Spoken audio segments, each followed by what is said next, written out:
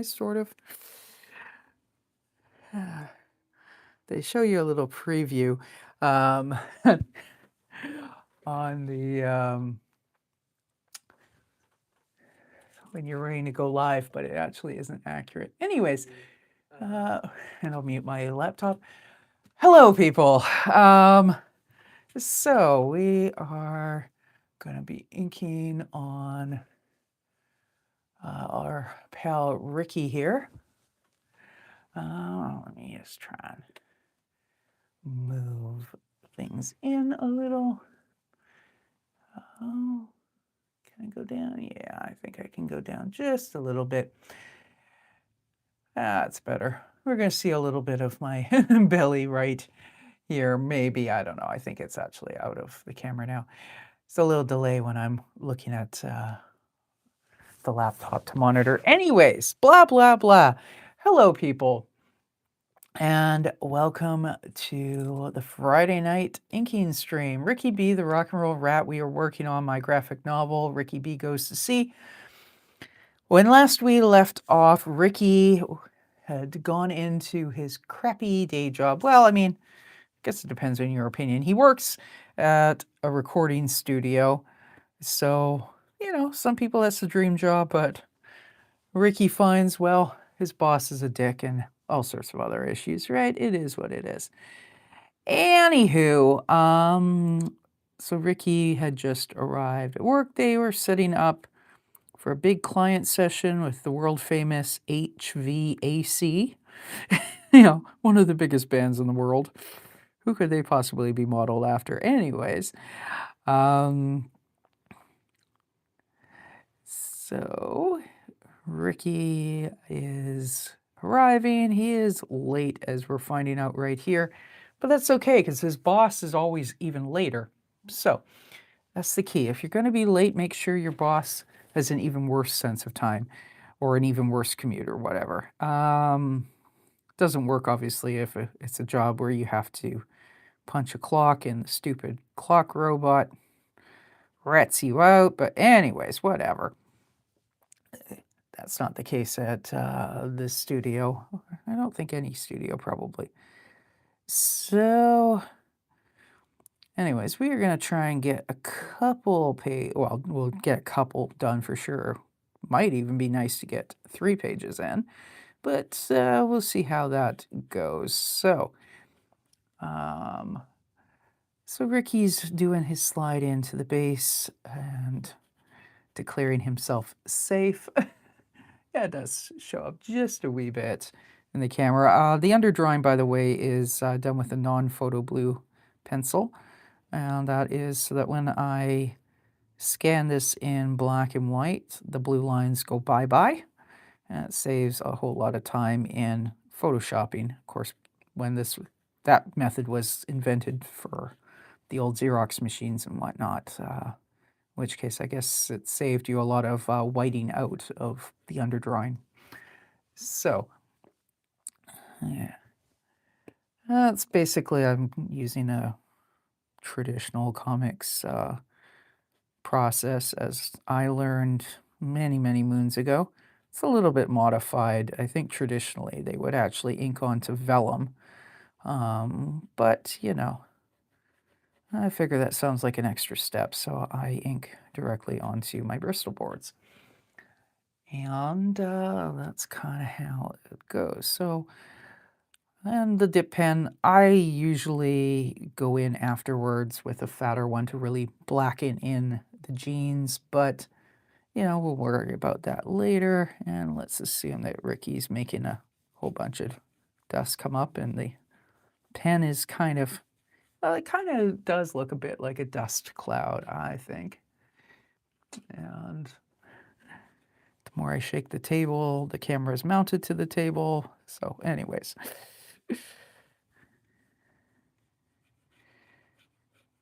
I'm just going to have a nice little horizon there. And if it's the home plate, then there would also be a line going this way, right? Yes.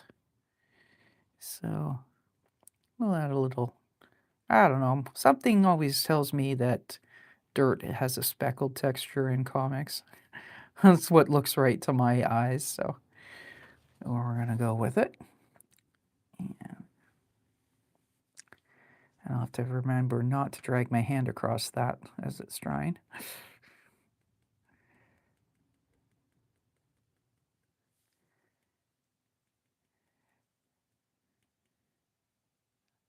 So put a little vertical shading onto the home plate. Why not?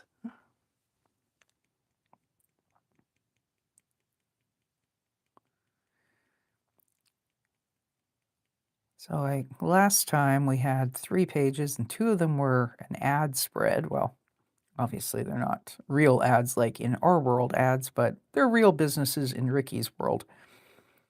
And that will be forming the basis of the B story.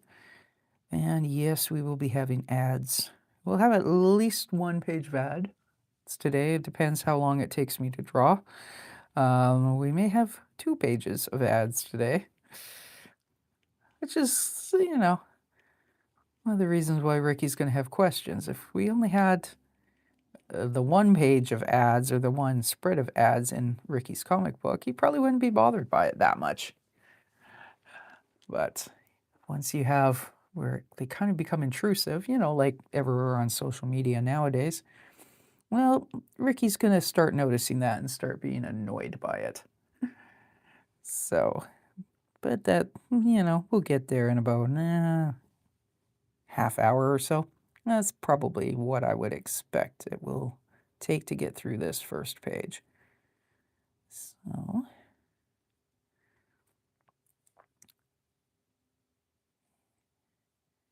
and in case anyone's brand new here and is wondering what this is, that would be Ricky's tail.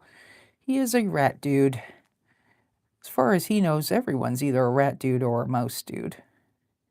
And, he's a rat, so he assumes that the rats are the better of the two. The mice say something very different, of course, but this particular book, we really don't get into the whole rats versus mice thing. 'Cause at the time that I was writing this story initially, I hadn't really developed the world out that far. So, and his jacket is kind of flying up a little.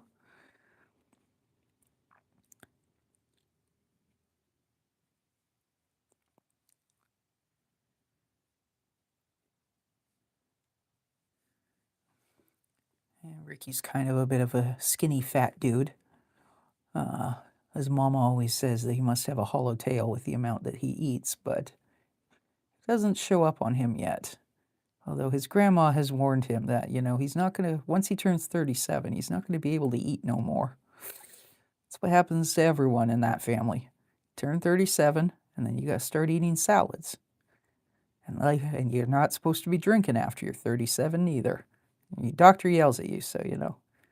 Ricky's determined he's going to enjoy his food until he turns 37. So as long as he's able to get away with it. So got to give him a little bit of a love handle there. Hello, Sarah. How's it going? And thank you for your very kind words.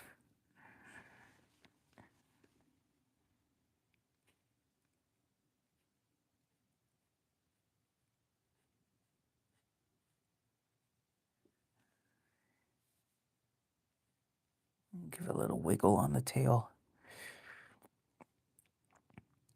I'm guessing that actual rats pretty much just drag their tails behind them.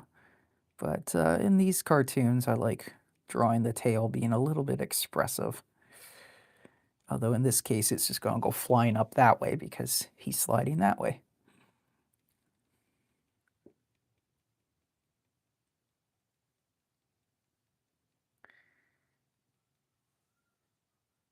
I guess if they're playing baseball or he's sliding in on a baseball field, some of that should be grass. But, it's Ratsville. Maybe the park is kind of poorly outfitted. There we go.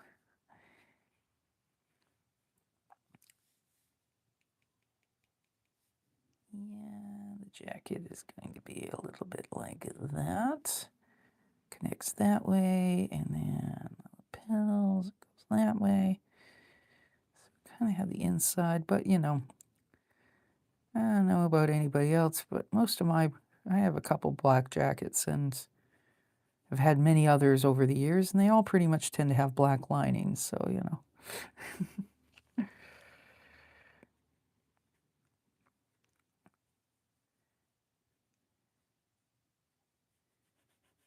He's got his arm up like that. Something like this with the motion, I don't mind it being a little scratchy and sketchy in the lines, which, I mean, my style kind of has a little bit of that vibe anyways.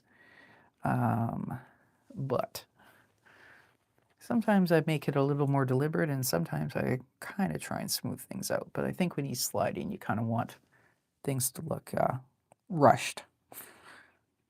And your line work can help with that, as well as, you know, composition and all that. In fact, Ricky's head looks so rushed that he almost looks a little more stretched out like that versus how I usually draw him. But I don't remember at this point whether that was deliberate or whether it was just accidental. Here's our, some like sort of little speed lines. Yeah. And the rest of our line into home plate. And we'll keep doing the little dots to make it look like dirt.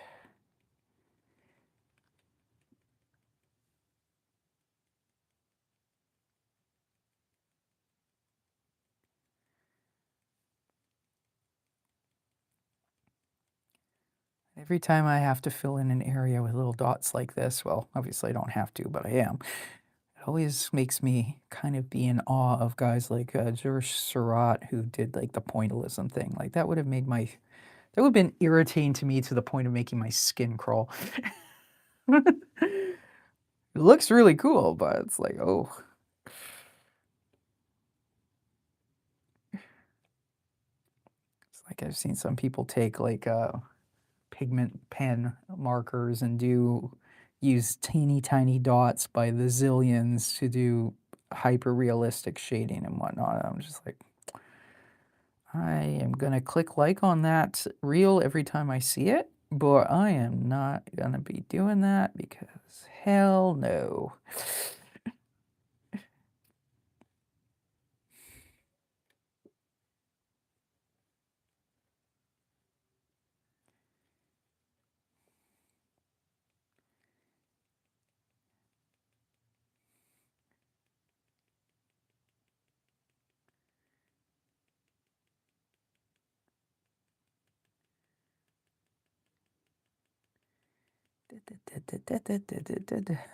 I don't know if it picks up in the mic, but I can hear the nib going.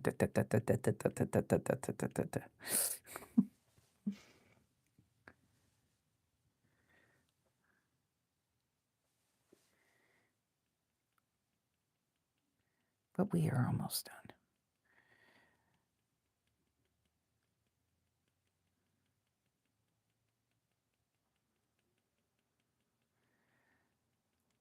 Now, if I wasn't filming, I'd probably do everything that requires this thinner nib first, and then come in after it had dried and with a fat nib to like do frame boundaries and stuff like that. But yeah, we're not going to do that today. Here. But I will kind of use up the ink that is in the nib already, starting on the next little frame. So Ricky's job, I've said it in previous streams, but he's what they call a runner at a recording studio. So he's the guy who goes and fetches the pizza and the beer for, you know, the bands and the music engineers and all that, so that they don't have to leave. Runners, well, it depends on the studio, of course, but runners usually do get paid, so they're sort of a step up above interns. Depends on the studio. Some studios, it might just be that the intern also is the runner, etc. Sometimes the intern is the runner and the assistant. But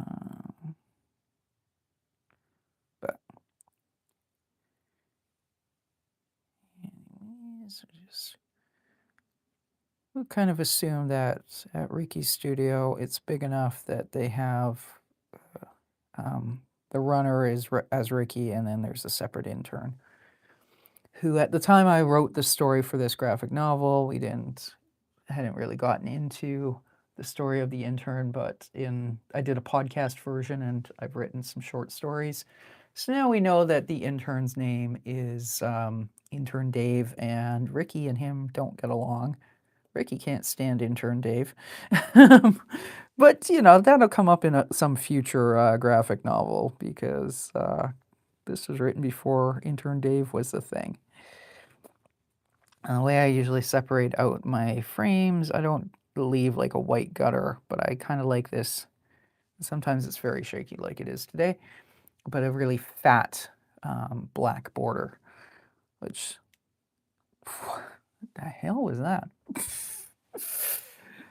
Okay, we got some sort of like little weird bubble popping and splattering ink, but that's okay.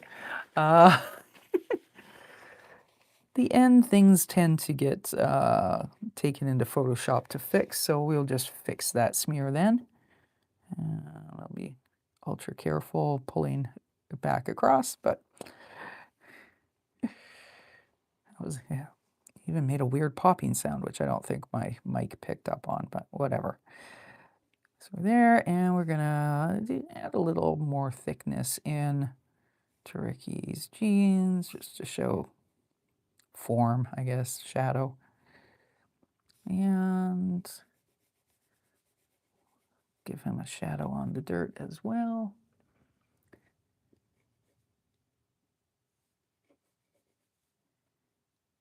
Actually, color in his shoes. Ricky, just remembered, here I had shown him wearing shoes that had like laces on them, but then in one of the podcasts I said, Ricky wears Vans because he can't, he is stiff and flexible and can't reach his toes. So, that's why you have Vans. You just put your foot in. You don't have to reach down and bend nothing. So there, we've just corrected that. Continuity. Not that I'm overly concerned with continuity and that sort of stuff, but it's good to kind of remember the details like that. So now back to the skinnier nib.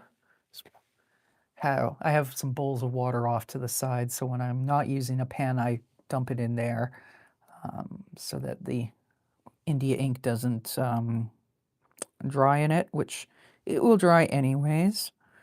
And by the time I've been drawing for an hour, some of these nibs, I have to switch to different pens.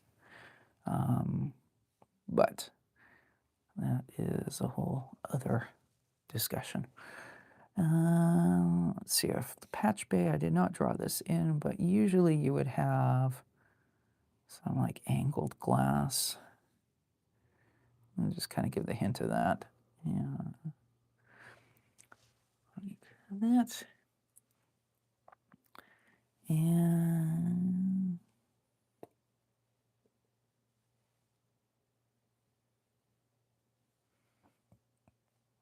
let me think.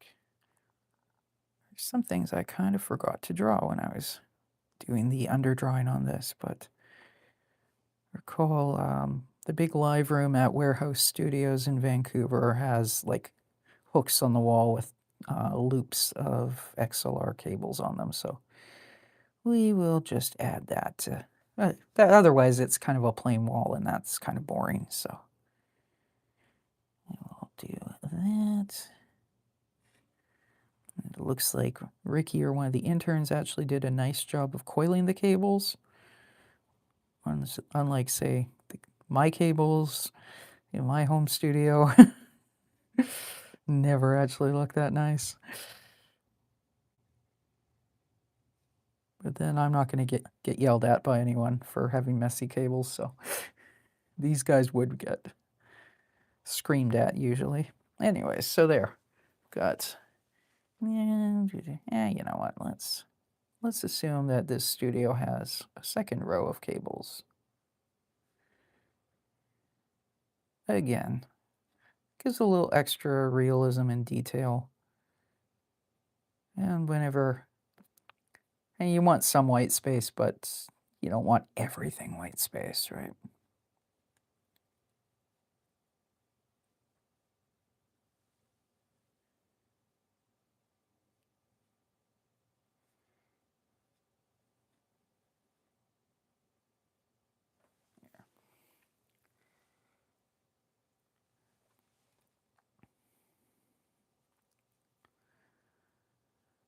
Of course, the goes to 11 is a reference to the old Spinal Tap joke where, is it Nigel Tufnell? Is the guitar player's guitar character, his name?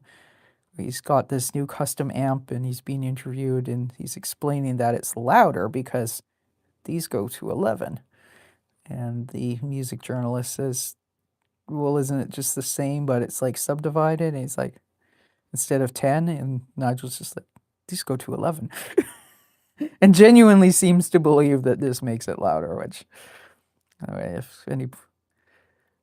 It used to kind of be an assumption that everybody had seen Spinal Tap, but I think now there's people who haven't. I would highly recommend it. Story goes that the guitar player from U2, The Edge, supposedly when he saw Spinal Tap, he didn't laugh, he just cried because it's so true. And it pretty much is. It's like, it's one of those things where it might as well say names have been changed to protect the guilty. Like he used to have on like true crime shows and whatnot back in the day. Anyways.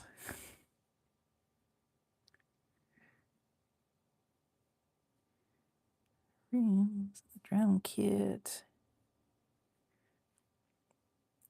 And they are definitely only just starting to mic up the drum kit. If the kick always goes to channel 1, that means that that is the first mic that they are setting up.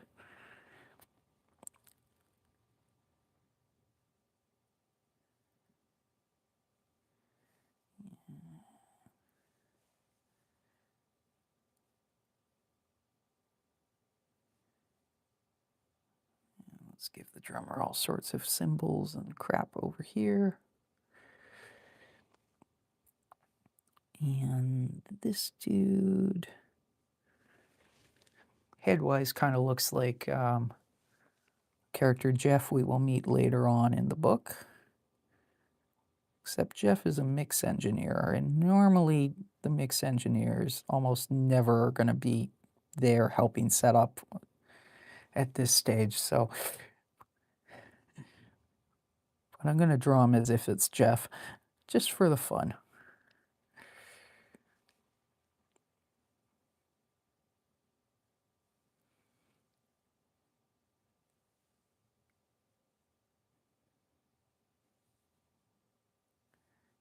Before I draw that speech bubble, let's get this done so I'm not dragging my fingers.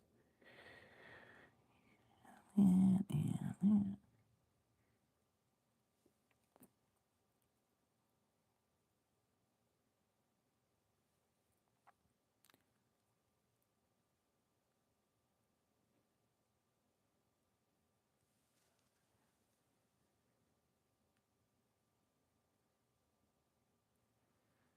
I kind of mentioned on my stream on Wednesday night when I was inking those pages for my other project, Zombie the Destroyer.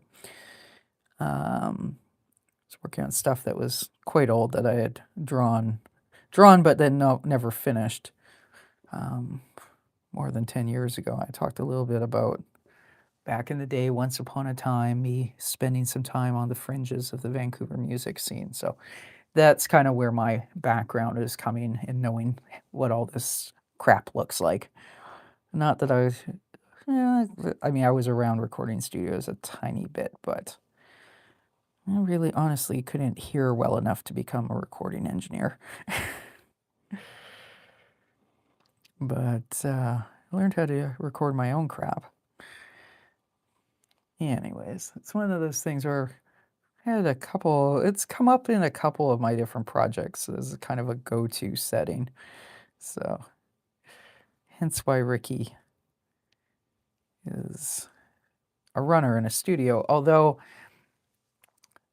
I don't think when I started drawing Ricky, that wasn't the intention to draw him as like a recording studio guy. I just had this like punk rock sort of dude who always seemed to be hanging out, but then I realized he doesn't seem to be a musician. He doesn't seem to, So I kind of went through a process of elimination, and then I realized, oh, I think he's like a runner in a recording studio. He has something to do with it, but he doesn't actually set up the gear himself.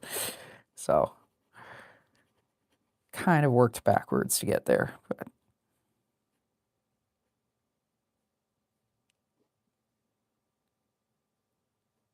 which is why Ricky is down here in the corner of the setup, scratching his head and looking very confused.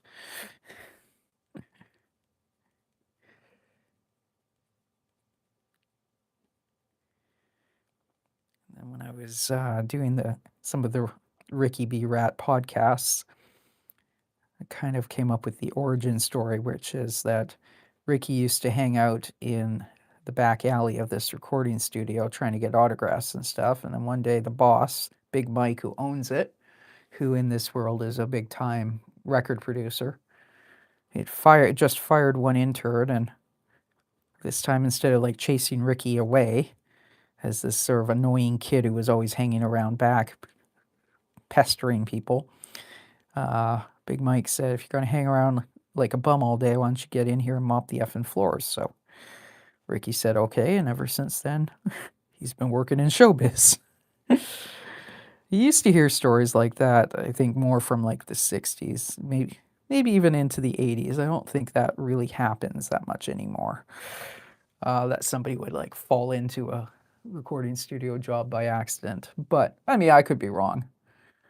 But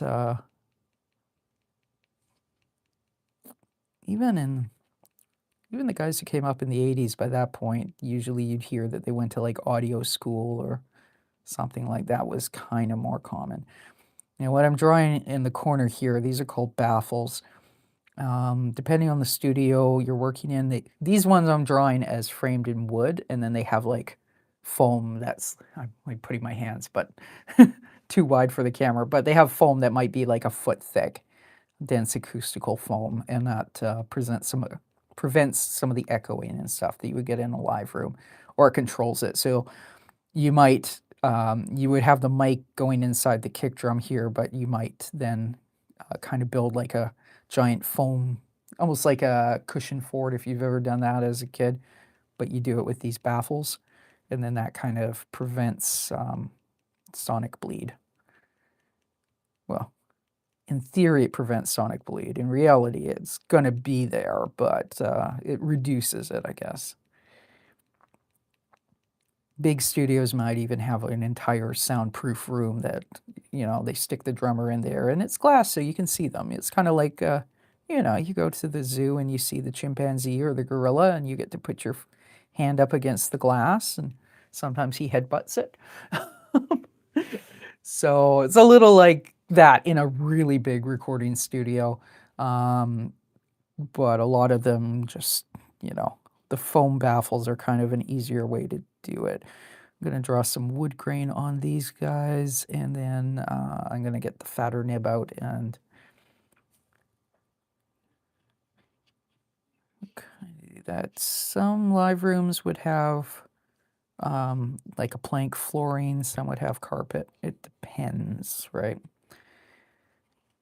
Although, if I think about it, I think the only live room that of the ones I was in, Mushroom Studios had like carpeting in the live room that was similar to like an office building, that really short loop commercial type carpeting.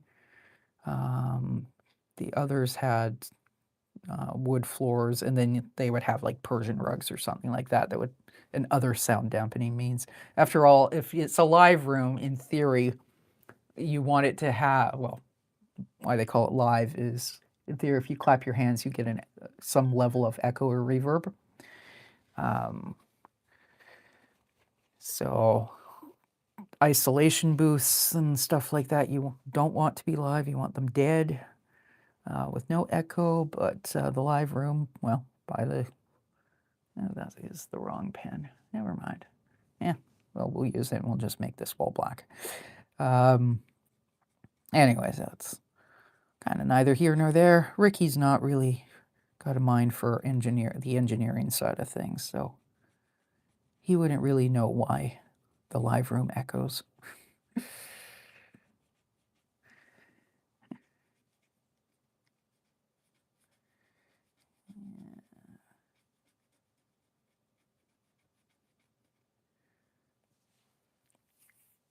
I think on the scale that we've got here, yeah, I might kind of indicate a little bit of a wood grain, but I don't really want to get too much into having to draw a zillion planks. So we might model this one after mushroom and assume that it's kind of carpeted. But then I have to do still do some carpet texture. So hang on. I'm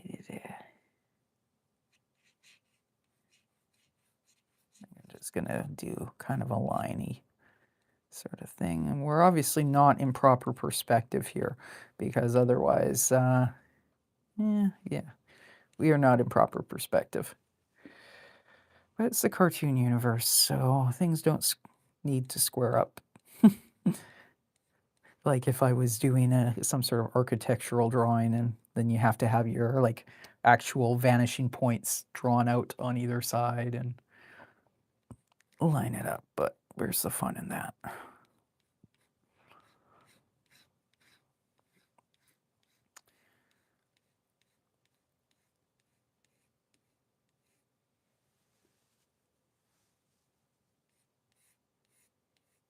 Some of these nibs that have like the brass little top part on them, they can be great because they trap ink, and so you don't have to refill your pen as often as with some other ones, but then they can be a pain in the butt because sometimes the ink doesn't want to come out. Anyways, or it comes out very thick. And anyways, whatever. We've got a little bit of a texturing on the floor, and that's the really important thing. And so, I'll put that pen into the wash, to the bowl, and let's fatten up that one right there. And also mentioned, by the way, so this is going to have a reduction on it. And while I'm in between pens, why don't I show, I've got one page that I like scanned and edited and shrunk down. So it's kind of nice if I can pull it out. I've got a book with a whole bunch of the other drawings in it, so I'm trying to find the right page where that has been stuck in. Here we go. So that's one of the pages that has been finished that I scanned and then reprinted. So, and they're all the same page, but you can see that that's a fair amount of reduction. So it'll end up being, I think the book is going to be 7 by 10 inches, and then each page gets shrunk, or each illustration gets shrunk, so it's 6 by 9. And you can see what I was talking about with doing like the panel distinction, and this is just printed on my home printer, so it's kind of crappy quality, but and then because it'll be full bleed, then that's just a black border, so I don't really have to be too concerned about, you know, if because it'll be print on demand through Amazon. If they kind of screw up the trim a little bit. I'm not gonna like lose anything out of here. It's a nice bold look. And then I do have some pages that won't have this black border that are like full spreads drawings. And I kind of am using those for, you know, emphasis. So anyways, that's a sense of what I'm doing. And one of the reasons why you do that is when you shrink your art, it looks a lot tighter and tighter, cleaner, etc. And, you know, it's a pain in the ass to draw things really tiny too. It's the other factor. So I've got some weird pink fluff on this pen. Anyways, so that's kind of where we're going type of thing.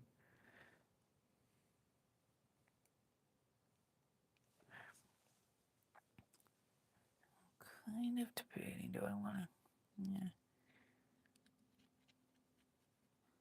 I have just a little bit of extra darkness into these foam baffles just to make them pop a bit. That's probably a bit much, but you know. Sometimes this particular nib breaks up quite a bit. Like you can sort of see there in the margin, and then that can give kind of a nice texture, kind of like I did under there. And sometimes it just comes out darker than you want, but whatever. So that's that. Yeah, let's go back to the narrower. I'll probably use a medium nib at the very end to give a little extra thickness to certain of the lines. But actually, I don't think this panel really needs it.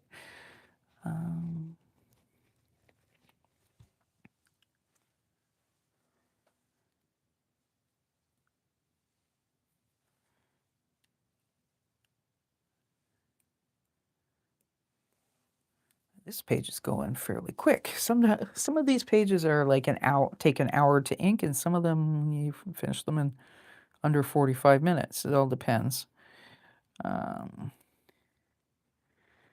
So now we have Ricky at this bottom frame. That is, just make sure that that is fully on camera. He is talking about his actual job duties.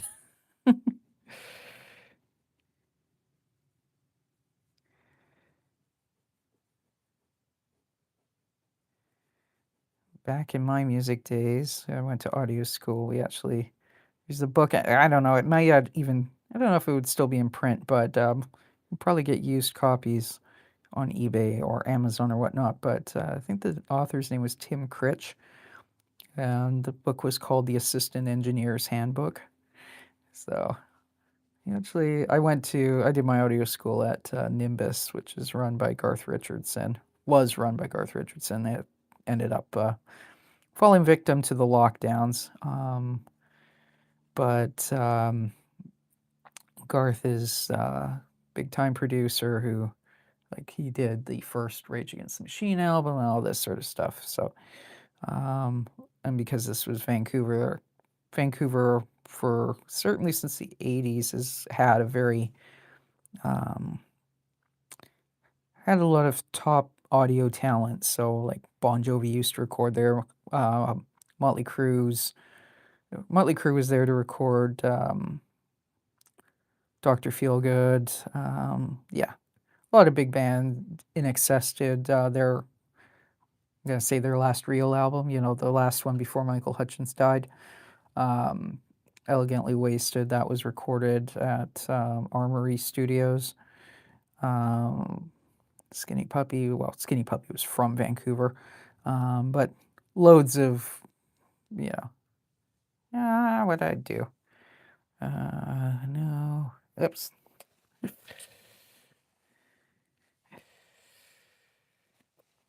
Trying to write no chest hair. The big glob of ink come out. When I first started drawing Ricky, I think I did draw him with chest hair, and then it's like, okay, Ricky's a young guy, and yeah, so yeah, chest hair, but I'll make a note so that I Photoshop that out. And then I'm like following the non-photo blue pencil drawing and going, wait a minute. Anyways, I think I was blathering something about in excess. But yeah, lots of big bands work there. Um, so a lot of the guys from the Vancouver scene used to have all sorts of very interesting stories to tell. And Tim, I think Tim had been an assistant on some Bon Jovi sessions back in the day or whatever. But anyways, he had a book called The Assistant Engineer Handbook, which was pretty interesting. I have a copy, and actually, I think Tim signed it too. So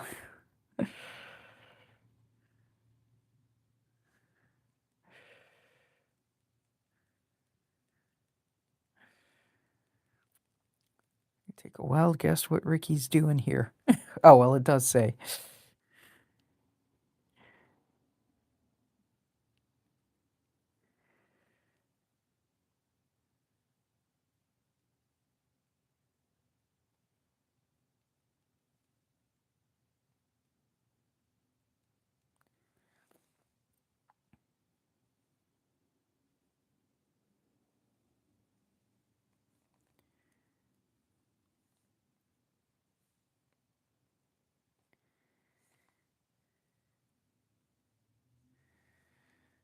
Now I've drawn it where Ricky is clearly sitting at some sort of a desk and then rolling it on a book.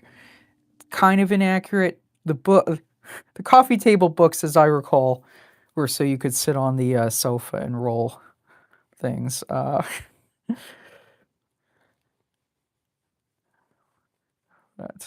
though pro tip, not from me, but from somebody I used to know back in the day.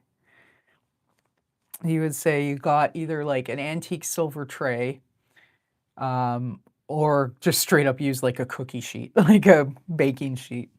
But the reason why is the lip goes up like that.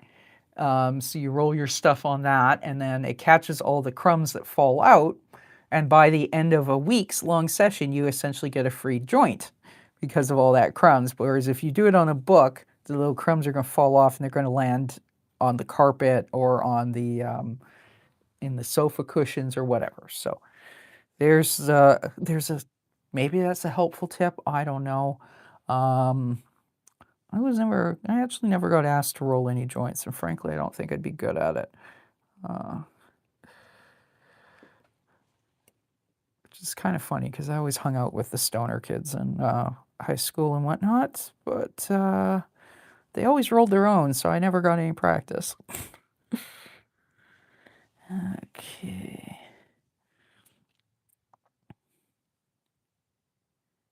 Now, gotta draw like, oop, glad I caught that.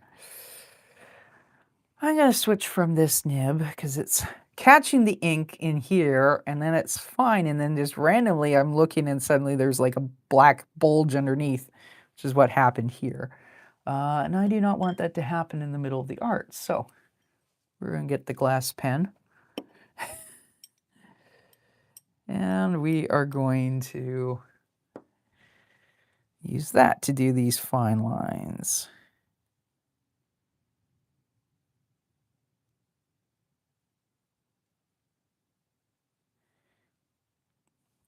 I guess what I should do is just pull a line right across and then I can go hump, hump, hump, hump. And they won't be even beer cans, but that's okay.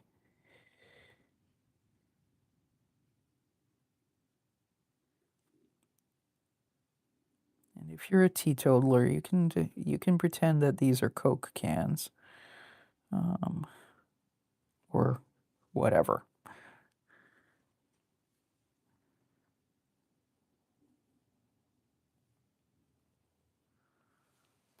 Funny. Oof. I don't know if that caught on camera, but I almost knocked the ink cup over. Be careful, Pura. I have not had any of the substances I am drawing in here. I'm just naturally clumsy. It was actually sort of an issue I had when I was around the music scene is I didn't smoke weed, I didn't drink. By the time I was there in my early 30s, I'd even quit smoking. Kind of got looked at with a little bit of suspicion, but that's okay. It's like, well, I didn't have a problem with drinking. I just was raised on sugary sodas, so I never did. So that, anyways, I remember one my first summer in the business. I was like, okay, I have to figure out some sort of alcoholic drink that I can order to fit in, and I finally, so I would get like the Tesker size, little tiny booze bottles at the liquor store, and then I realized like, okay, I can do gin and ginger, like an ounce of gin and a glass of ginger ale, and I can stomach that. And it sounds like such a stupid thing, but as soon as I started doing that on occasion, anytime I was out with the guys, and if I didn't have to drink, or if I didn't have to drive, then like the first time I ordered one, you could like almost visibly see the relaxation, like, oh, okay, she's all right.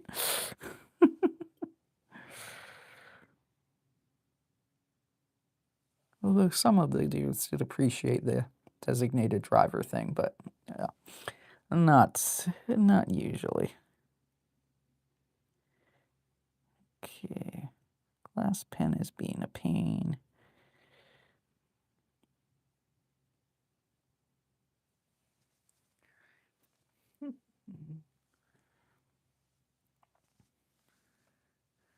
Well, maybe we're going to go to the other skinny. Sometimes this nib works great some days, and then the next day it will like want to just scratch and not work. So we're going to see what kind of a day it is today. Well, I guess I was using it earlier, right? So it should be fine.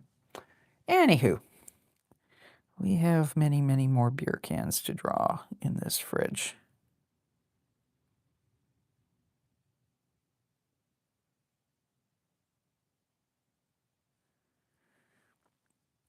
And I'm going to draw Ricky, risking his life in case all the beer came falling out and would steamroller him. So he's thinking, please don't fall, but I don't want to draw that bubble in yet because then I will definitely drag my finger across of it. So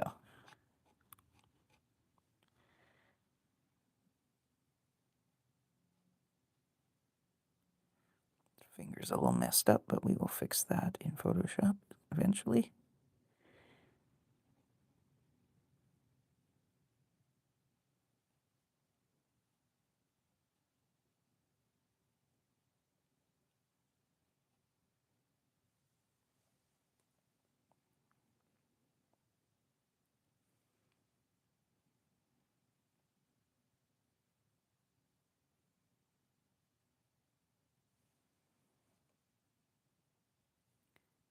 Put a little bit of shading there.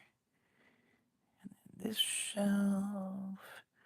And then Ricky's hand there.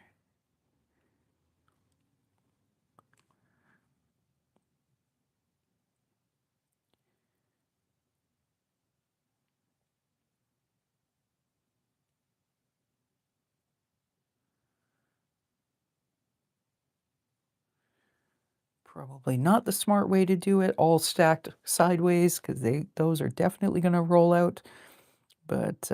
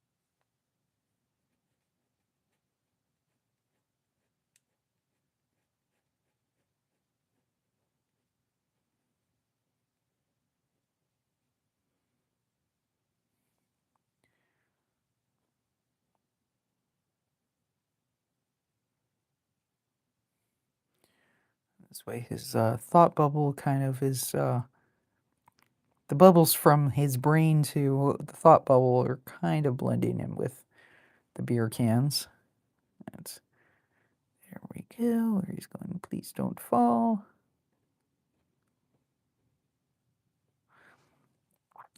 But we are not done yet, because of course there's going to be beer in the door of the fridge, right? Obviously.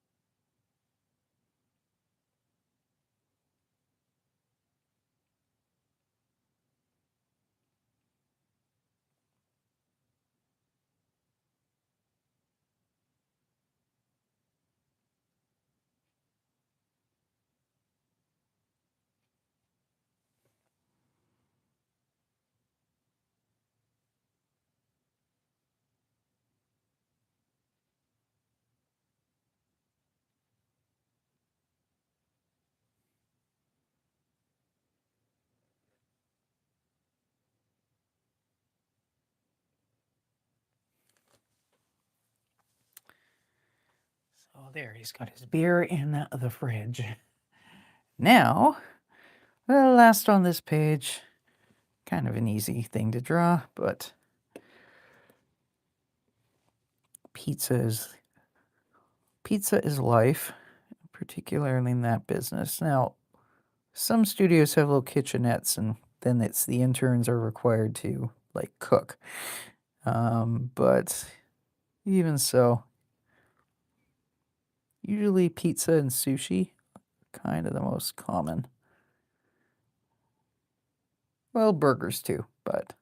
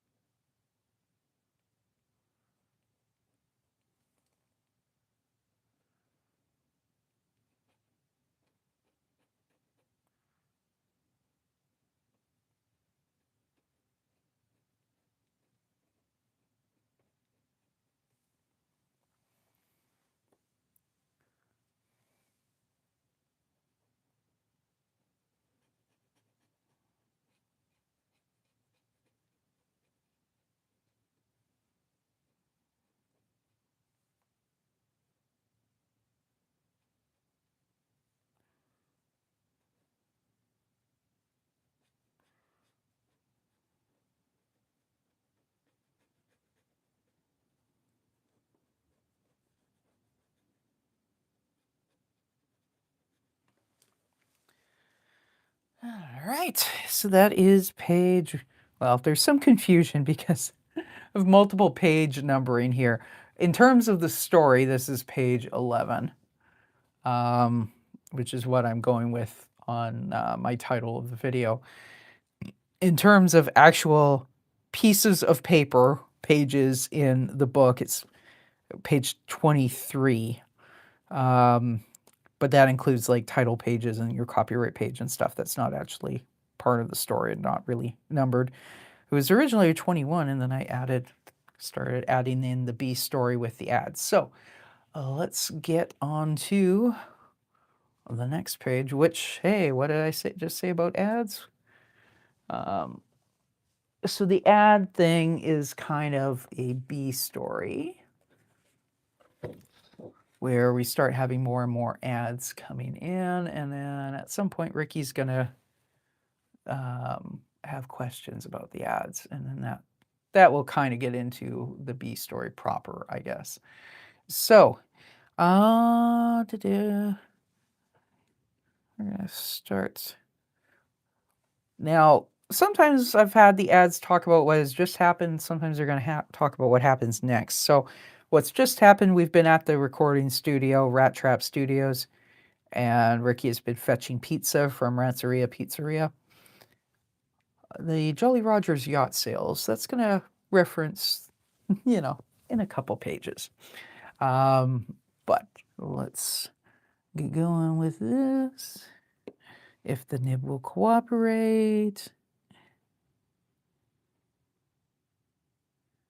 It's like you can use fine liners and you won't have the pens fighting with you until until they run out of ink. But I do like the kind of, even with some of the blobbiness, to a certain extent, I like it. So.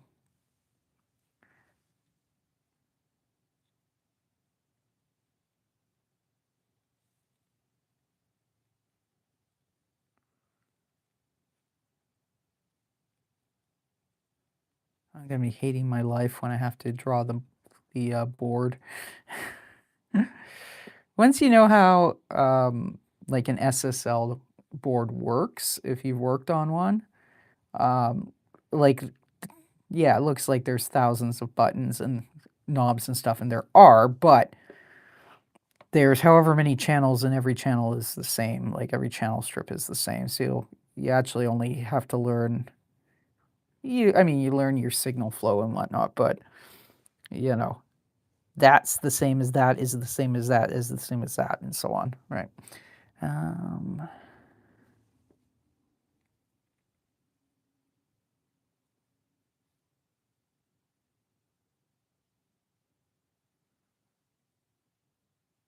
they are a major pain in the ass if you got to draw them.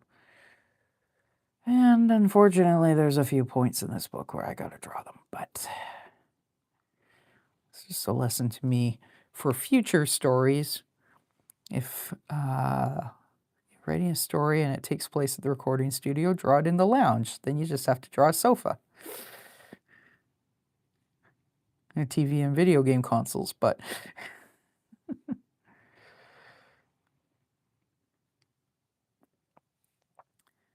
will say, if anybody's ever read Marilyn Manson's book, Long Hard Road Out of Hell, there's an individual, well, I knew a few of, there were a couple individuals he talks about in that book that I later worked with.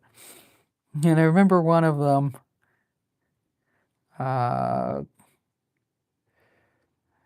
Manson said the guy's name, but it doesn't matter. I'm not going to say his name now. You can go read the book. But Manson makes the reference, describes this guy as, kneeling in front of a TV with whatever video game console it was in the mid-90s, but Nintendo or whatever, looking at the TV as if he was praying to the video game.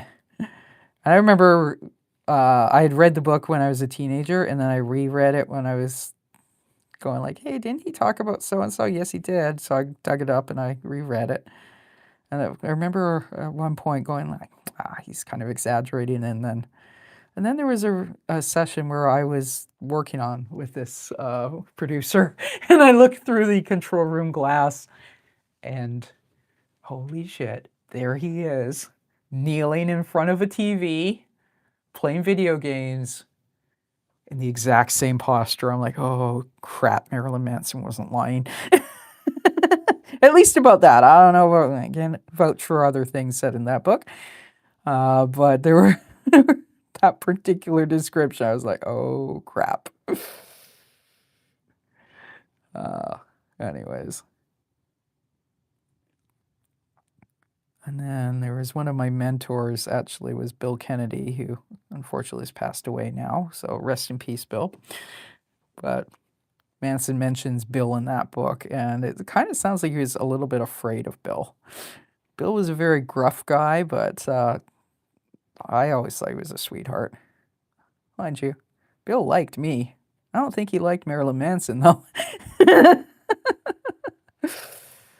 So, I guess they did not get along.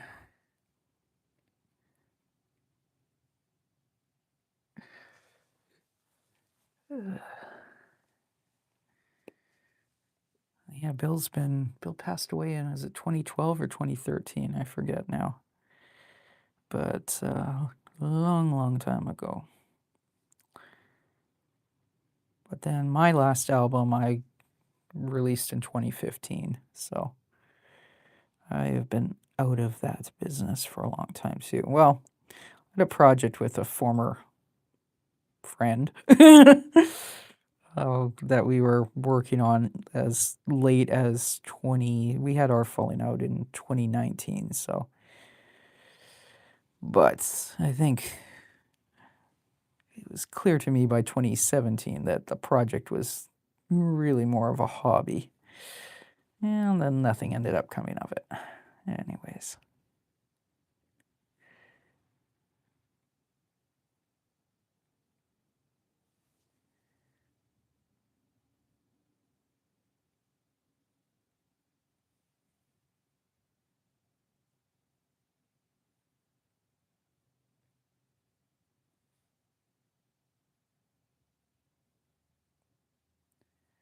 Trying to do nice lettering here that looks kind of bougie. That's without actually doing real calligraphy. And I didn't ink that, so I'm going to have to flip this page upside down in a moment.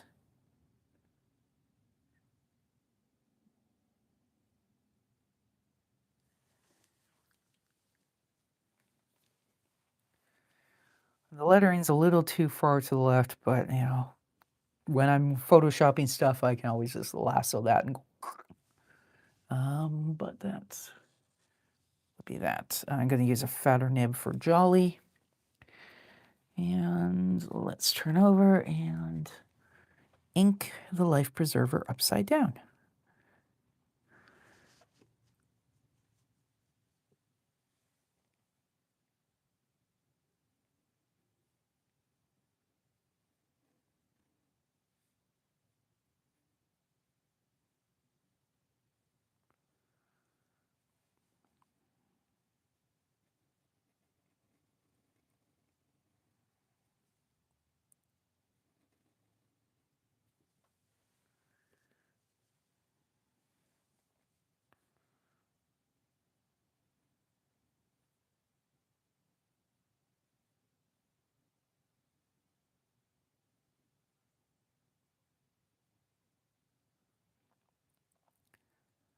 So this is the end of my first week of live streaming every weeknight, because I introduced a couple new streams with new projects.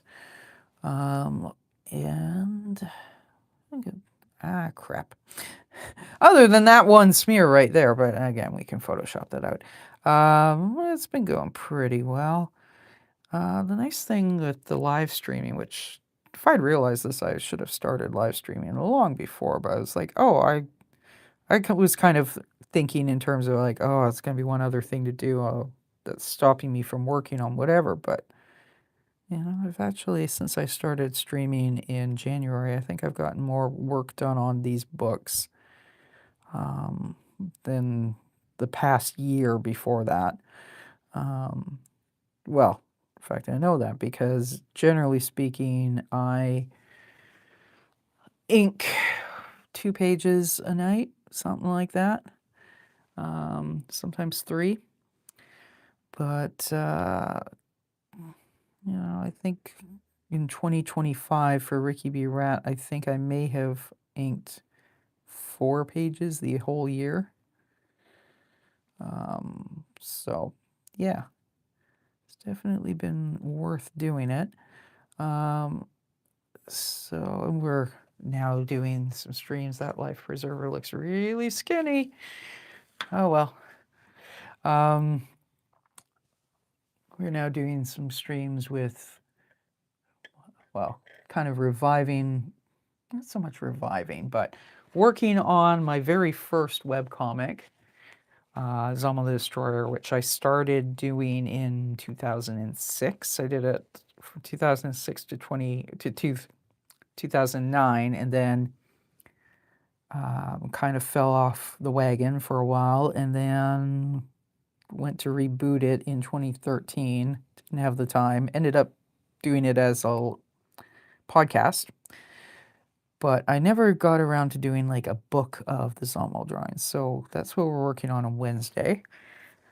And then my more recent webcomic, Noah's Archipelago, I'm going to be working on, well, by the summer, I'm going to be starting a graphic novel for that.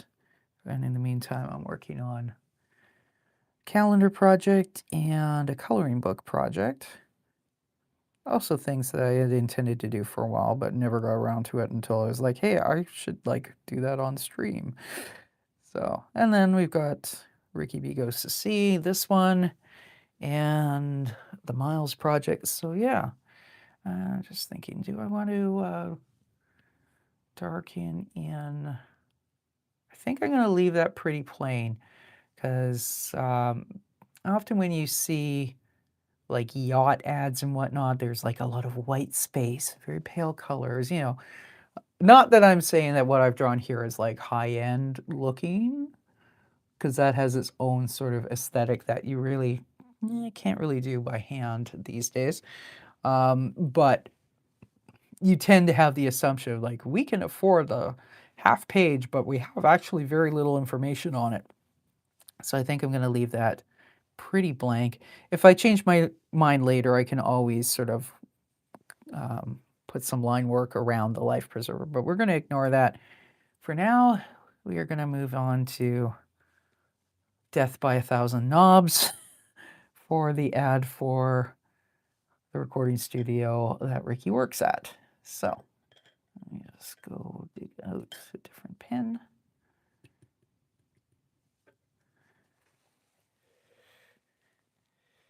You're going to see pretty, well, actually, I think you kind of can make out the lettering, but the attitude is a little bit snobby, yeah. You'd think the yacht sales place would be the snobbiest ad on this page, but no, it's Big Mike with Big Mike Studio. So let's start with the lettering.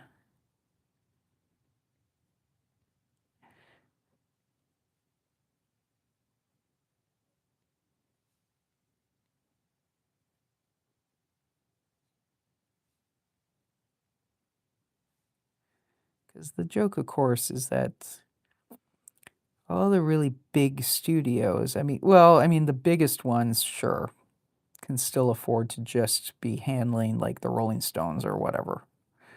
Although sometimes the biggest of those bands have their own studios. Like U2 has a whole complex on the docks at in Dublin where they have their own private recording studio. I think they sometimes work at other studios too, but they have a studio in their, headquarters. That's kind of common. A lot of, well, I mean, like Bob Rock used to do like Loverboy and whatnot, and then he worked on the Black Album for Metallica. When he moved to Hawaii, he has a private studio. So if you've ever seen, what's it called? Some Kind of Monster, I think is the Metallica DVD. That's mostly filmed at, or a lot of the studio stuff is all filmed at Bob Rock's complex. So he's got his big property, and then there's one building that's like the studio, and then then he has his house and guest house and all that sort of stuff too, right? So a lot of the big bands do that, or did. back in the day.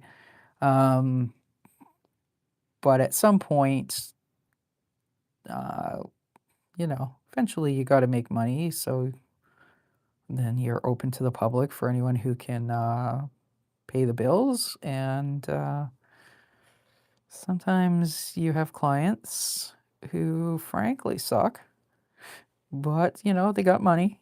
You tell them how great their album is and you record it. Unless you're somebody who can actually has enough clout that you can afford to turn down projects. But a lot of them can't, right? So this kind of attitude where it'd be like, yeah, sounds great. And then the next week is like, you won't believe the crap we worked on last week.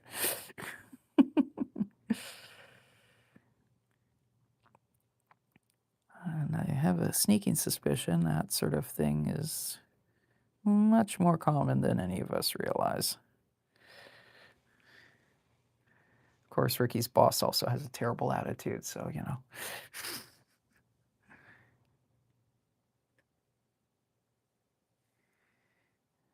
I'm just gonna fill in the space here with some notes.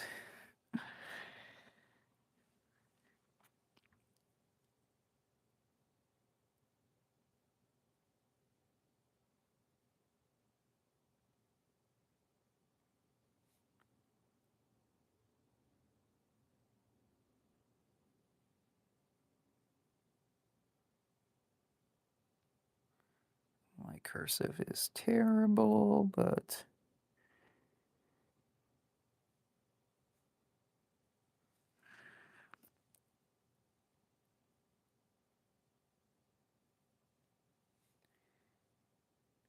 I have to actually concentrate. Like, oh yeah, it's been a long time since third grade. How do you make those letters again?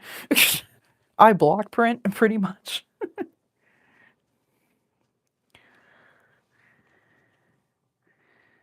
Actually, if you were to see my diary, my writing is like half block printed and half like weird, screwed up, sort of cursive writing.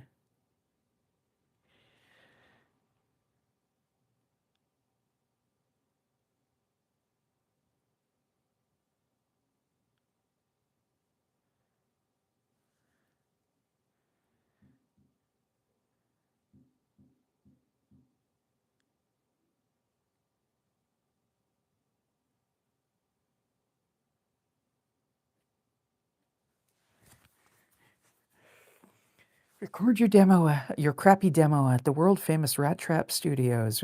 We're pretending to like your music costs extra.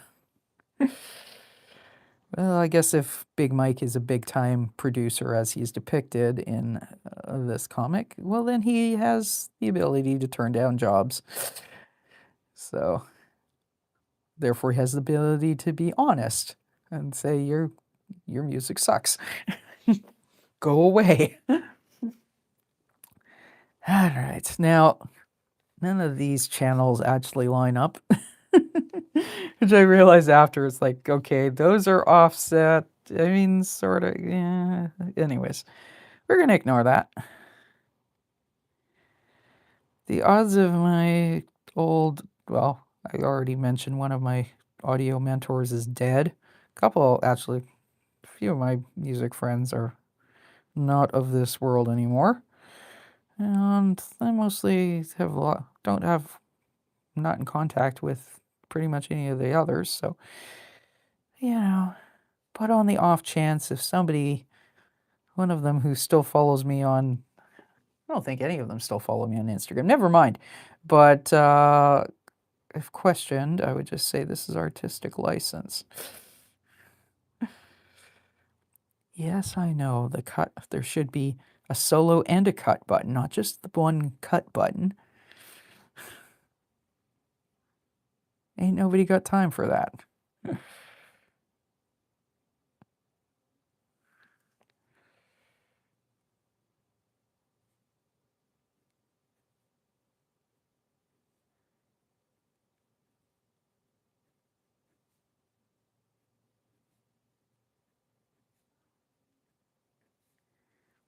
I like these buttons. They draw really quickly.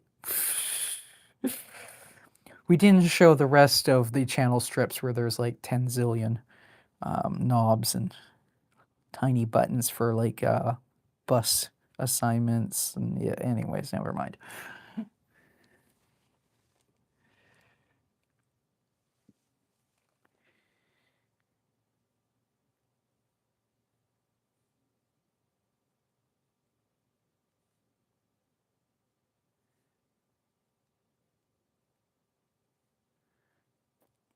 If you follow the logic of how this is drawn, everything's fanning out this way instead of being in a straight line, but whatever.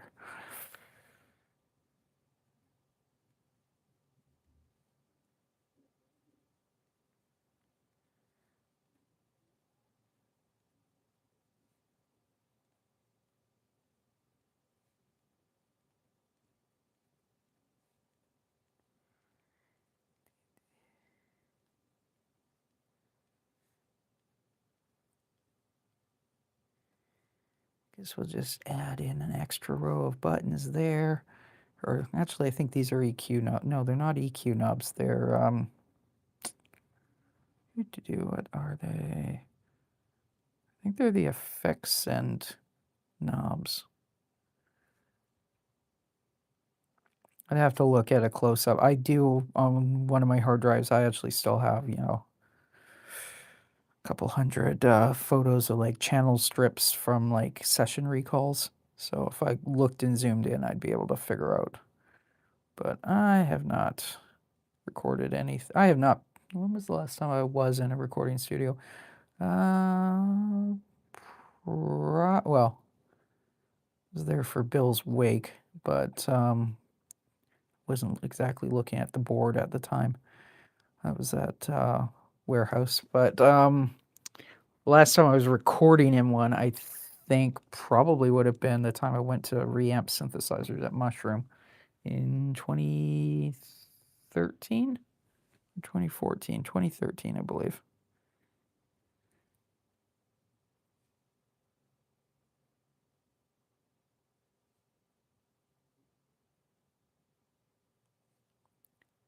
And then I never used those tracks.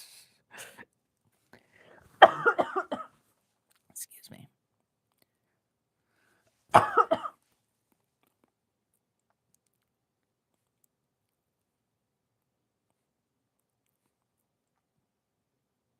one of those things where the owner had to sell the building, so we knew it was shutting down because it wasn't sold to anybody else in the business. So it's kind of like last chance to go record something so you can say I tracked something at Mushroom Studios, but I kind of knew going in there, it's like I'm not actually using this material on my album.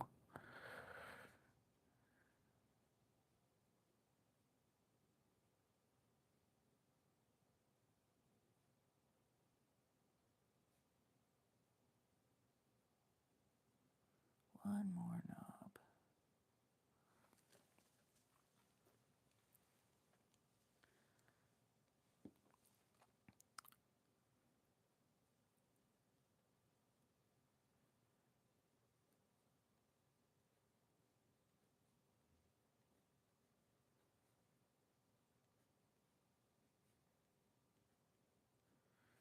And there are going to be differing, not the same number of knobs as the number of buttons here, because again, we are ignoring how these things are actually built. Because I'm lazy, that's why.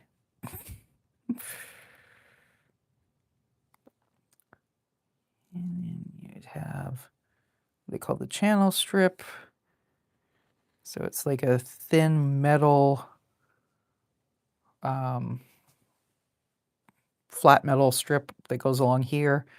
And you could, it's the exact right width to put masking tape.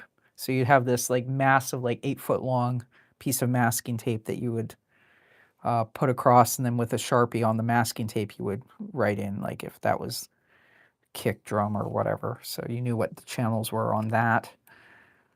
And then we go to do the next song. You peel that off. You stick it on the door of the control room.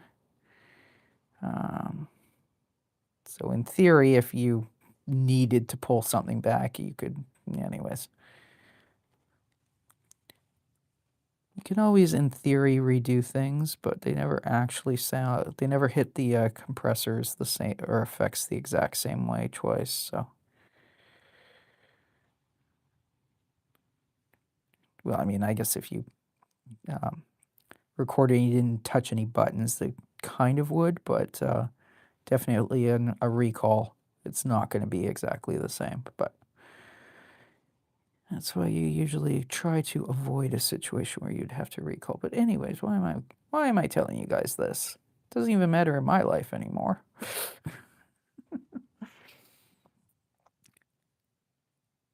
But it probably matters occasionally for Ricky, because he'd get yelled at when things get done wrong. That's kind of the job of, well, I think I had that joke in one of the last pages from last week where one of the engineers is screaming at Ricky, "Look what you made me do, you idiot." Ricky does not have anything to do with the audio engineering part, but you know. Anyways, now the bumper. If somebody is going to do a rail of cocaine off of the mixing board, don't do it here on the faders because it's going to fall in. Don't do it on the channel strip or anything like that. You actually lay it out on the bumper. I personally have never done that. I have been in the room when it has been done, though, so.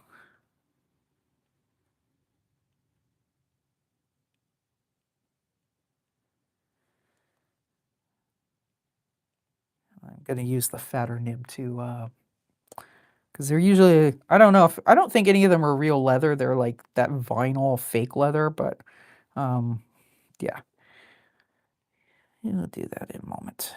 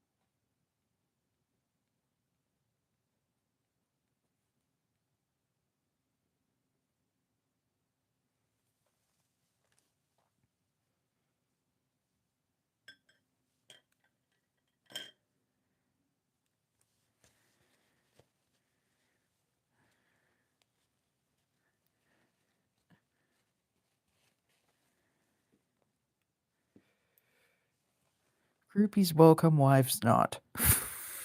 Forget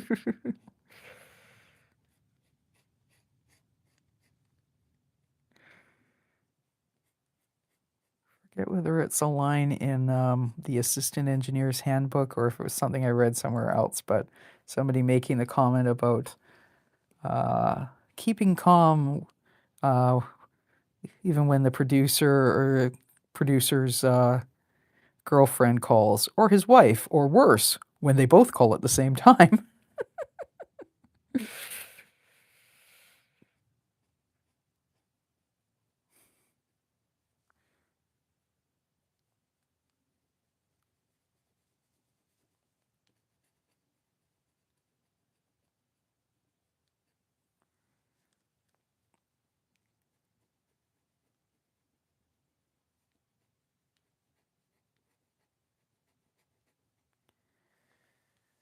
there we go. Now I'm gonna draw that in, and then we've got Ratzeria Pizzeria, and well, I don't know.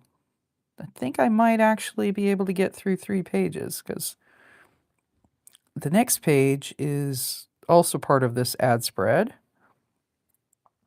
but it's a one single large ad with bold lettering, so I think I'm going to be able to get it done pretty quick. So, do I want this nib for... No, that's a little thick for those letters. So, I swear I had a... Oh, maybe that is it.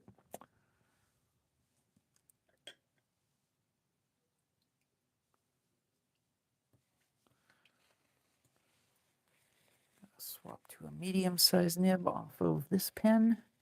So I'm going to dump this nib into one of my bowls of water so that I mean, that one's been soaking for a while, but still, I want to give it a thorough rinse before I leave it just sitting around.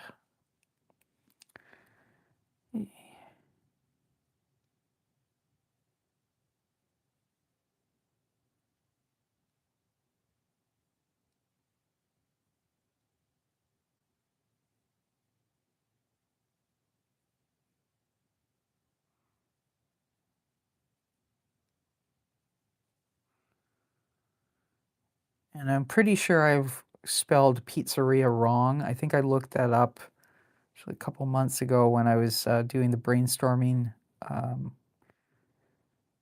streams for the whole other project, which will probably become a graphic novel down the road, but where Ricky is talking to Ursula from Noah's Archipelago, and they're talking about this ripoff of Chuck E. Cheese called Cheesy Rats, which is part of a plot line for Noah's Archipelago in 2026. But I think I'm going to flesh it out more into a book down the road. But anyways, I spelled it pizzeria like this, and then I looked it up afterwards, and I think it's actually an E instead of an A there. So, but you know, since when are rats known for their exquisite spelling abilities? So we're leaving it as Ratzeria Pizzeria. All right. And I think I'm going to use this nib as well for outlining the pizza slice.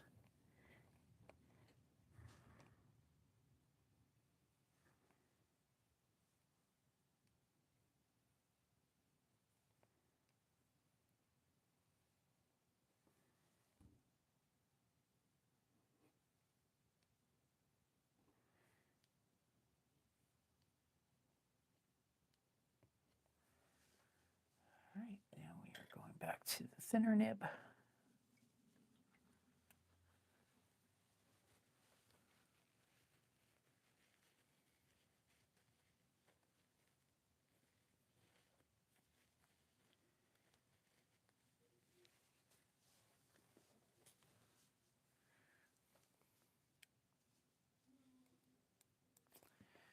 You know what I'm thinking of? I'm going to make the sliders dark. Some of the mixing boards I worked on had like a dark, like forest green plastic fader sliders, which just, it'll make it pop a little more. Because right now that's kind of a little samey same, you know?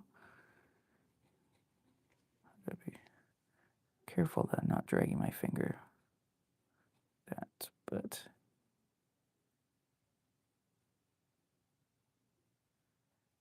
Just like some of those buttons would actually be red. So I'm going to do the ones in here dark. Because those would probably be cut in solo for the channel. And if memory serves, they're white buttons. And then if you push one, it glows. Yellow for solo or red for cut. So, Anyways.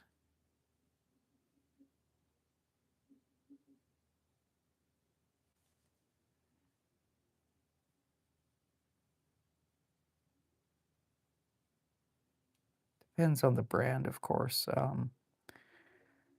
Neve Neve boards had kind of a bit of a different vibe and visual branding to them than solid state logic. So there. Yeah, that gives a little more variation, distinction, whatever you want to call it. All right, so now let's get working on this pizza. Little fat globules and some dotting like that.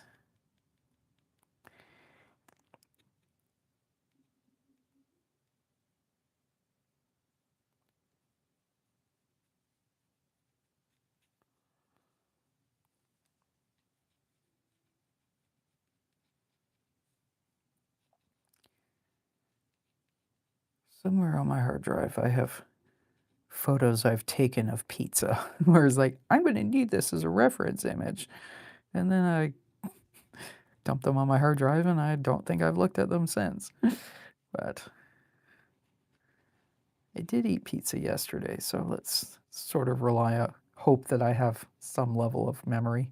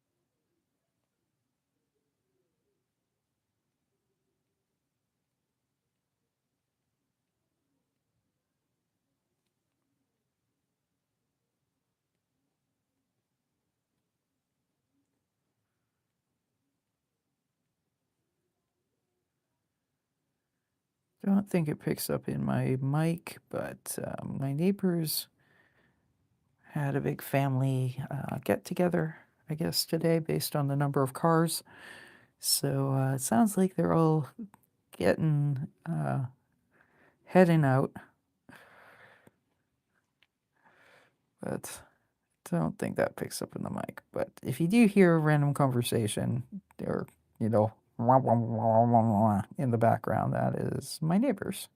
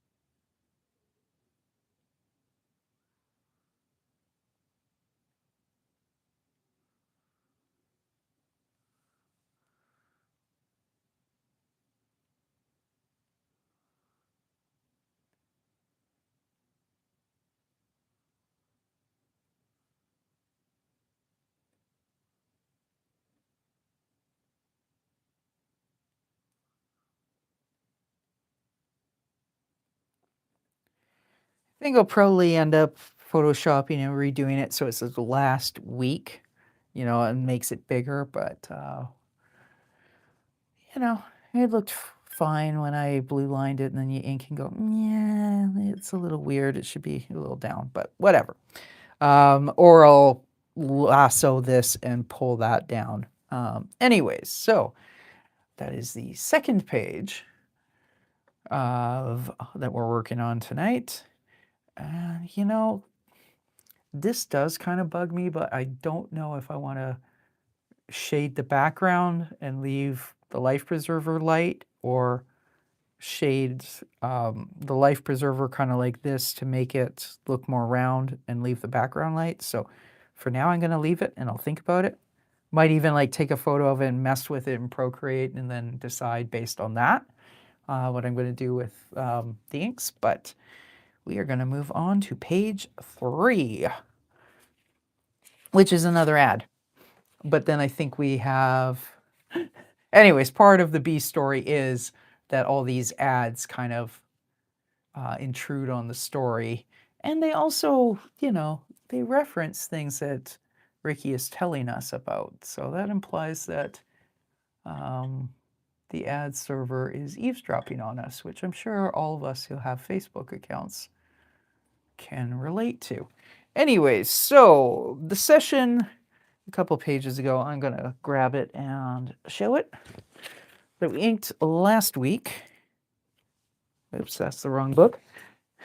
I've got 3 books full of these portfolio books of the things. So what we worked on last week, we had ads, but then we had, let me just put that right down.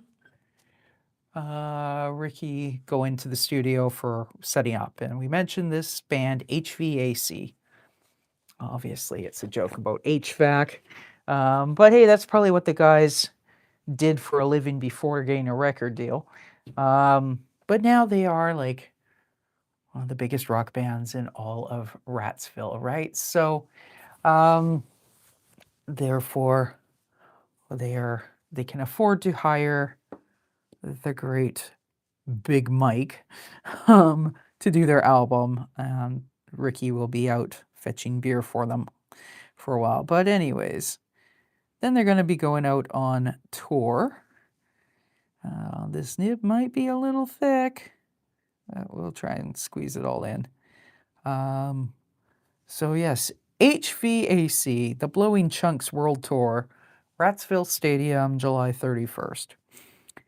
And for those who want to rock, I know the AC/DC song is Those About to Rock, but that would be copyright issues, right? So just those who want to rock.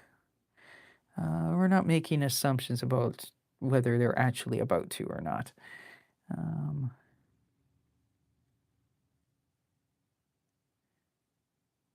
So I think when I was a kid, I thought this song actually said, for those who want to rock, we salute you. Anyways, I'm not even going to sing it because I think the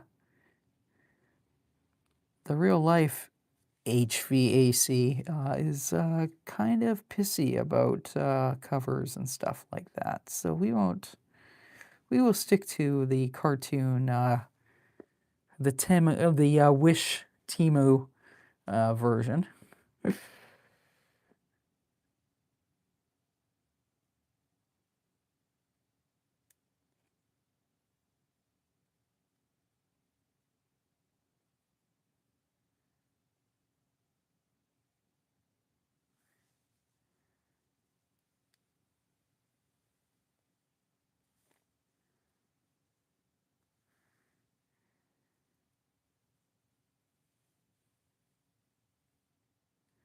And this is such a huge area, I'm going to use the even fatter nib to ink it in. I have a really, really fat nib, not here on the desk, but it's like the round tip at the end is like, it's a B-0 for the speedballs, and the end is like a big round dot that's like a 1/4 inch in diameter, thereabouts. But I'd have to go into the other room to fetch it, so we're not going to worry about that. This stuff I think I'm going to have outlined, so okay. If I do that, I'm going to drag across, so we will just put that nib back in the water and go find, where's the other fat one? There we go.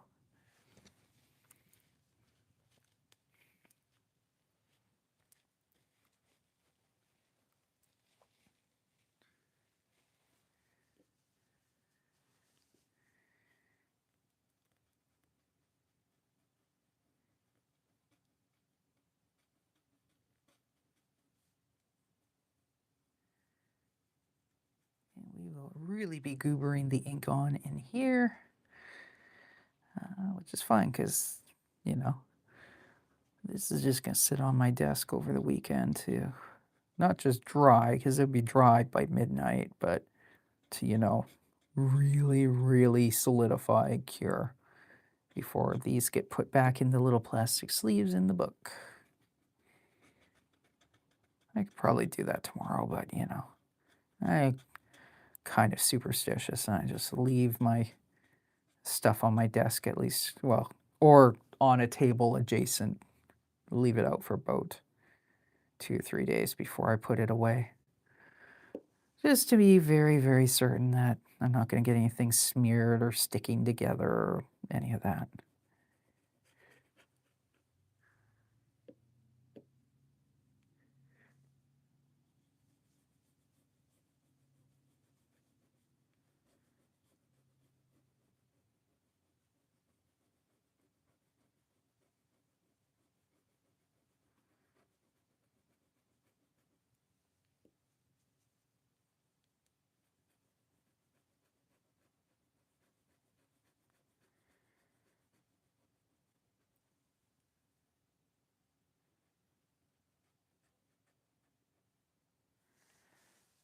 Okay, so that nib now can go back in the water.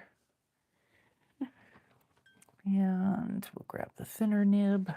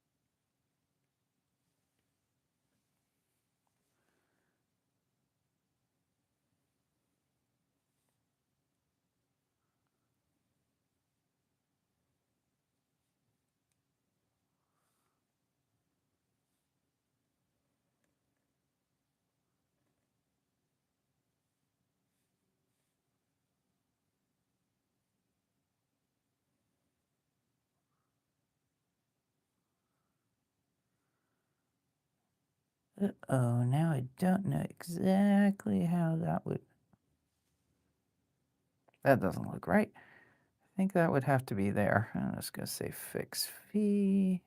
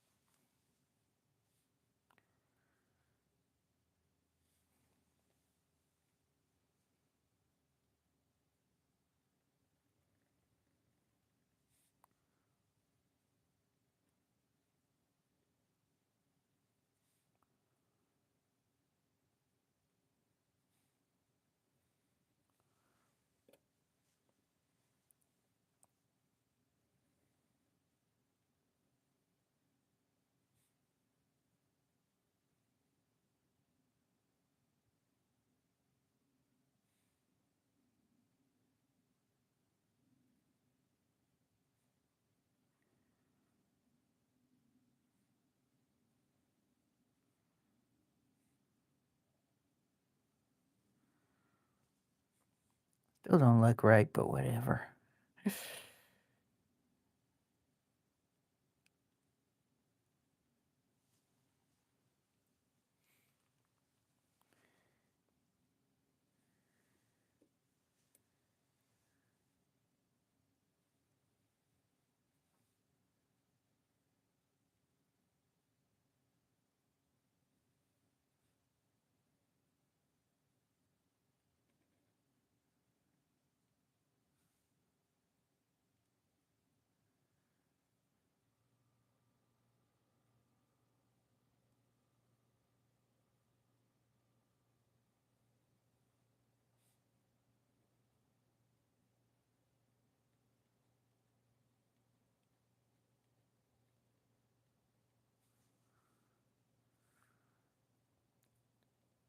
Probably work if I do lines on all of these in different directions, but right now I don't want to mess with it because I got to think about that. So, align this, and I think the lightning bolt.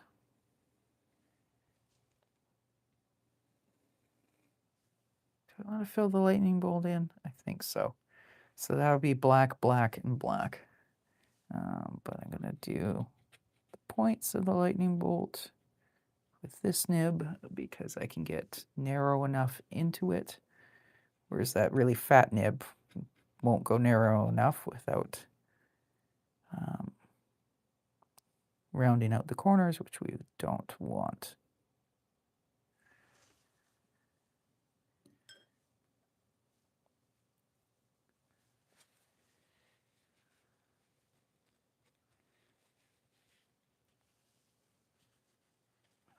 It's funny, it looks like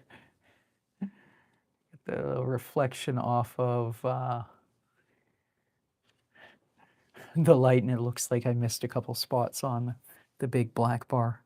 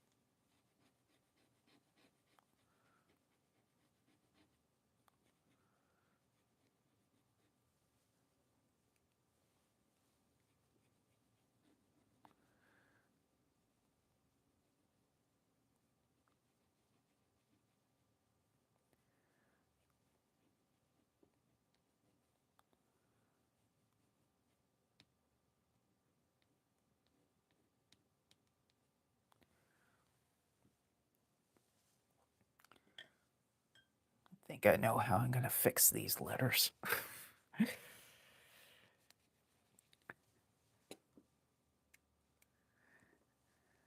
Good. Currently just aligned. We're going to do pure black.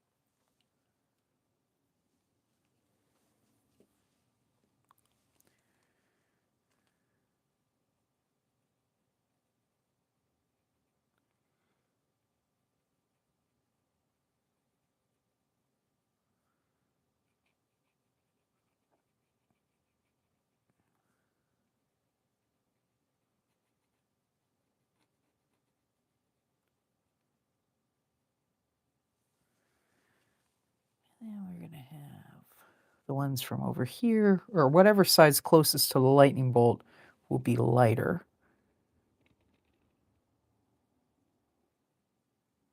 That.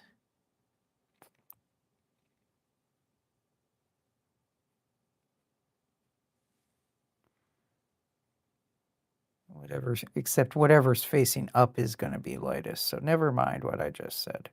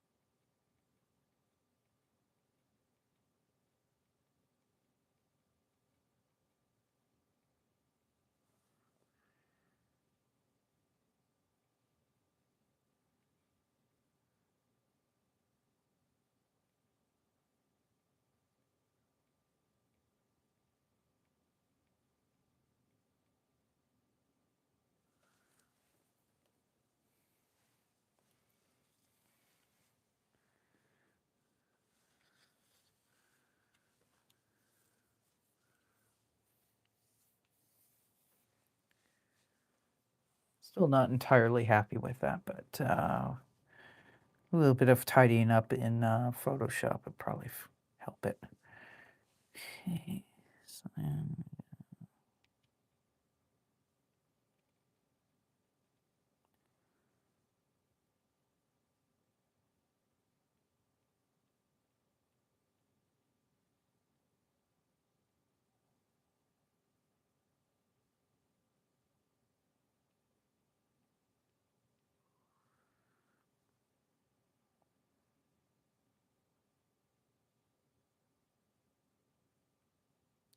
this is definitely something where if it was like a grayscale, you could make it work a lot easier than line work, but whatever.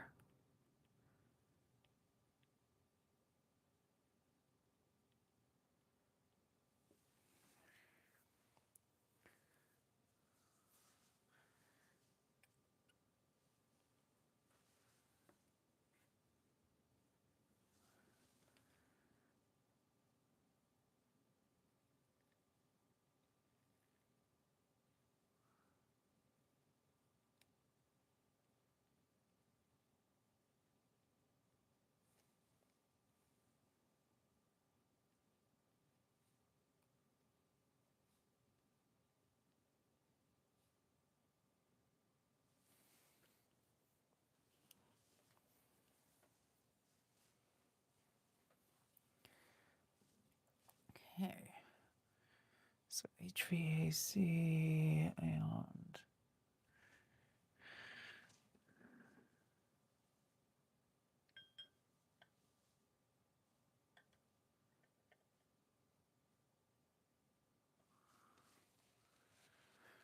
yeah, just a few letters and then we is done for the night. But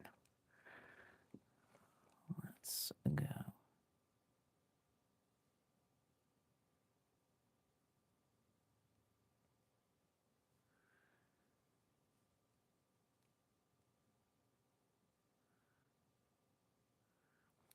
Kind of like having these little crude jokes about tour titles. So for HVAC, it's Blowing Chunks World Tour. I was doing the Nick White show, which is this like messed up little like super crass. It was envisioned as like a rock and roll sitcom, but I did everything. And then I set up like tableaus with Barbie dolls and stuff for my quote unquote cast. When Nick was supposed to be the second biggest rock star of the 1980s. Anyways, I had posters that I did for set pieces that were in the background that were Nick's world tour was called the Slurp and Swallow Tour. Obviously, Nick was into groupies. Consider them part of the payment for the job. His wife, well, she had different opinions. Mind you, she was also banging her personal trainer. It was a whole thing. At some point, who knows? I may end up bringing the Nick White show, not in the video format, but I do have an idea about a novel to write about it. Don't know if I would actually do a graphic novel for it. But anyways, that's a whole. I do not have time to even think about that project anytime in the next year. But anyways, my point is that I do like making the jokes about absurd and stupid titles for world tours.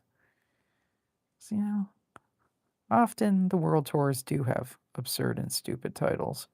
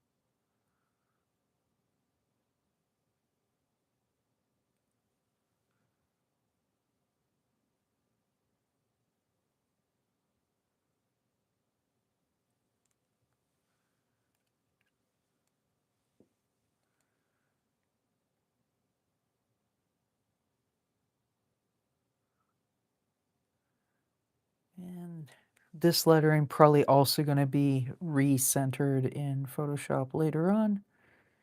Not going to worry about it too much at the moment.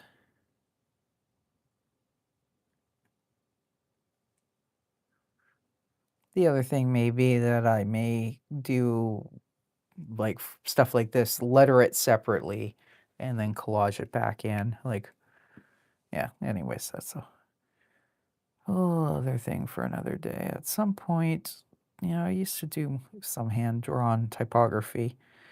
Not not so much, well, as a kid I did calligraphy, but I mean like I'm talking like the kind that was popular in hipster design circles about, oh dear Lord, almost 20 years ago now. But don't spend the time really working on it now. And for projects like this, I probably should. I have actually gotten some like calligraphy pads, like practice pads that have like the slanted lines and stuff. But I have not made time to actually sit down and actually practice.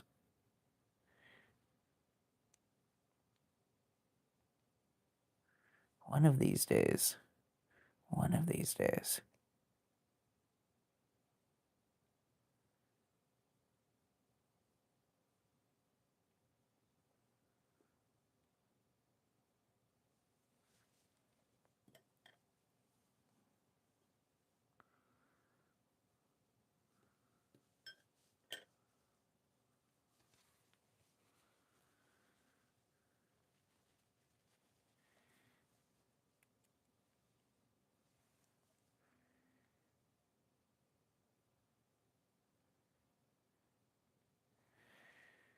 All right, so that is the second of our fake ad pages for today. Let's have a look at what we have drawn today.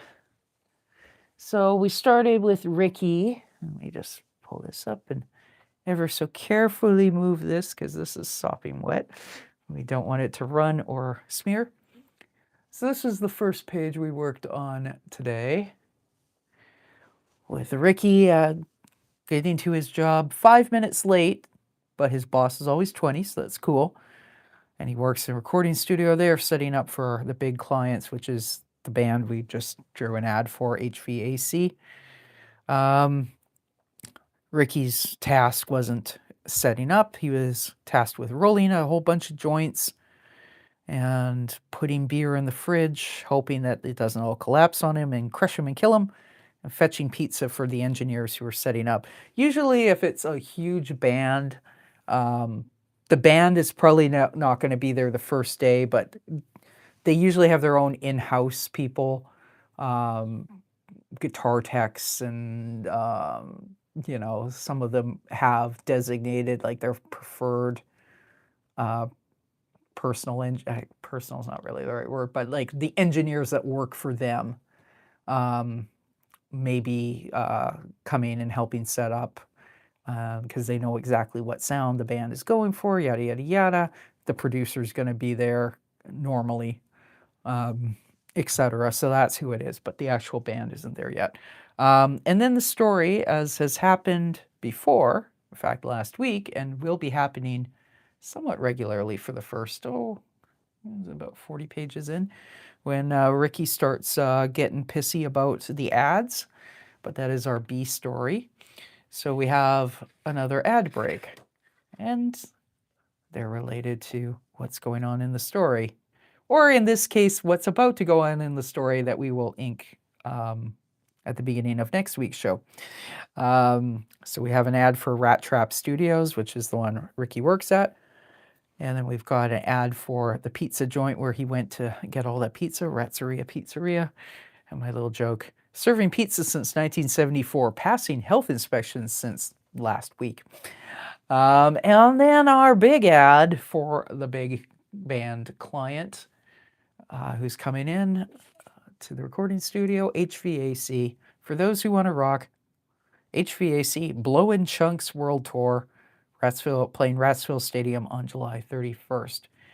So we got 3 more pages inked on this graphic novel. We are now up to, page 13 in the story, and out of the whole book, page 25. So I do have a couple pages from later in the story that I've inked, like in the back half of the book.